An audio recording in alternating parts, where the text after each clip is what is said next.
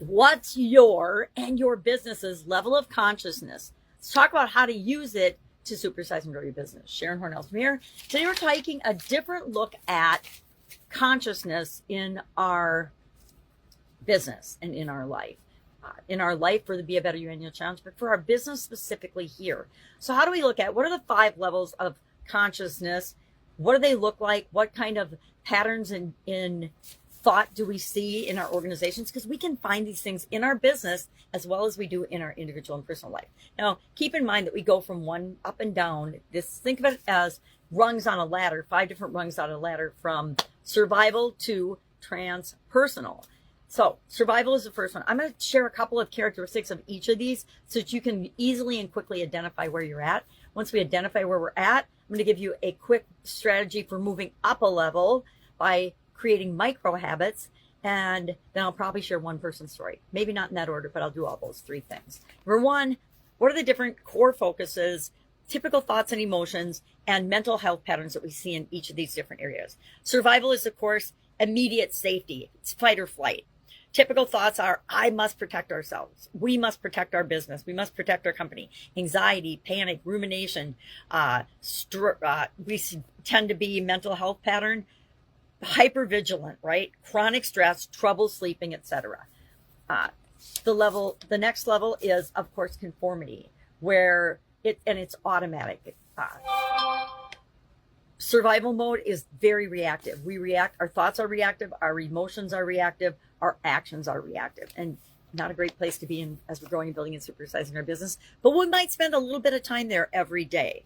The second level is conformity, and this one's automatic. It's meeting social roles and expectations. It's doing what we think we should do. And the typical thoughts and emotions there are, I should fit in. Our business should fit in our industry with the other industries.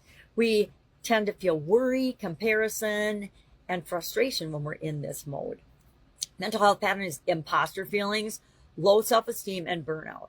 Are we seeing signs of that in our organization? If so, this is a level that we're at, and we want to bump it up a notch. Third level is self-awareness, which is reflective. We're paying attention and understanding the inner workings of ourselves as well as our business interactions, our culture.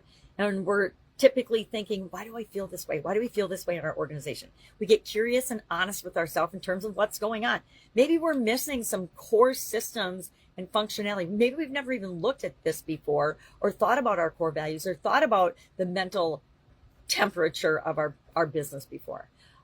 This level tends to have therapy, consultants, journaling to gain traction.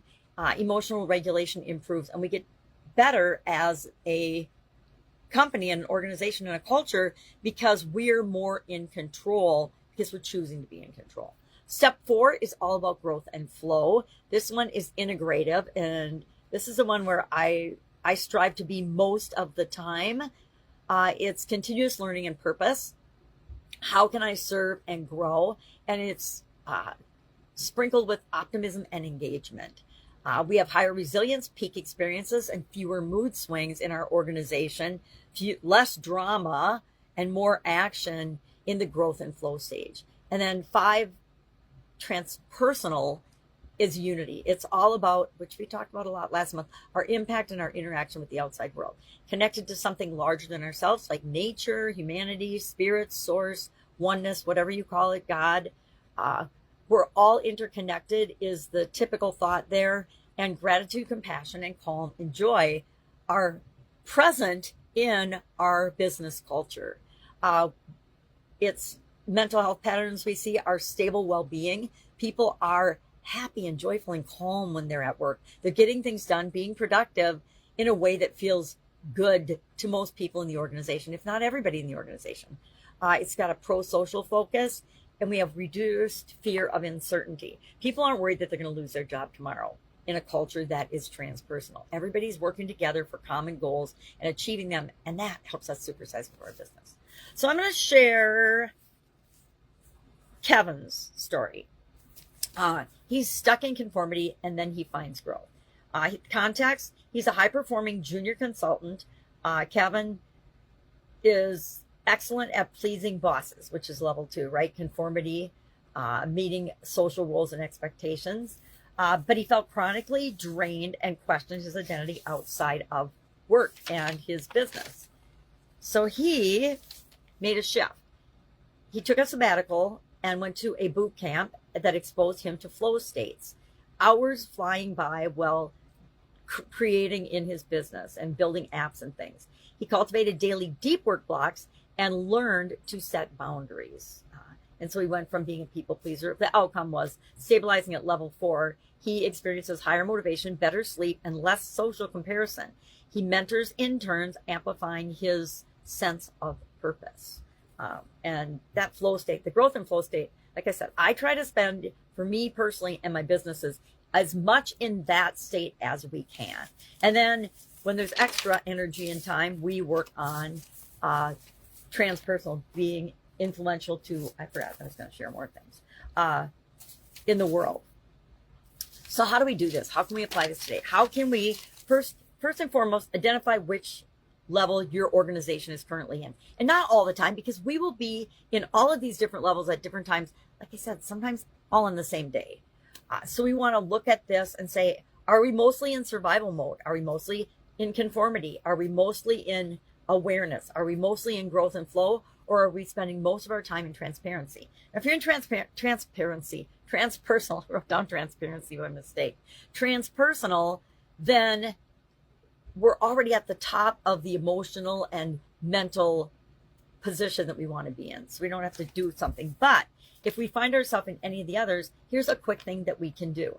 If we're in survival, do a 60-second breathing exercise. And we can do these things with our teams, right? If we're having a team meeting and we're freaking out about stuff, take a pause, time out, and say, hey, we're going to just breathe for 60 seconds and lead people through a breathing exercise.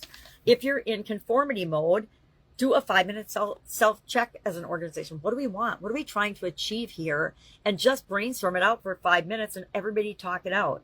If you're in self-awareness, practice daily gratitude. Have a daily gratitude list. Look for strength spotting. Look for things every day that your organization is awesome at. And finally, growth. Set a structured learning goal. Set a contribution goal. Set or a personal goal, or you have each person in the group set one, or make sure that people in your organization are setting personal development goals and how they're going to impact the rest of the world. What's their purpose, etc. Have workshops on those things. It's not hard to lead people through a process that improves their lives, but improves the culture and the environment of your organization as well, which helps us to grow and build and supersize, because healthy environments attract healthy customers. Healthy customers keep our businesses healthy and growing. All right, any questions about this? Hit me up and ask. Otherwise, have a happy 4th of July, and I will, of course, be with you tomorrow.